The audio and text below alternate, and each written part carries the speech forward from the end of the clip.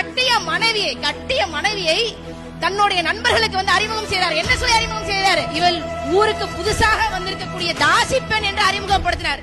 இவரெல்லாம் பெண் விடுதலை பேசினார், பெண்களுக்காக போராடினார் என்றால் இந்த சமூகம் நம்பிக்கொண்டிருக்கிறதா? கட்டிய மனைவிகளுக்கு உரிய மரியாதை கொடுத்த வக்கற்ற பெரியார் தமிழ்நாட்டின் தந்தையாக முடியுமா? தமிழர்களுக்கான தந்தையாக இருக்க முடியுமா?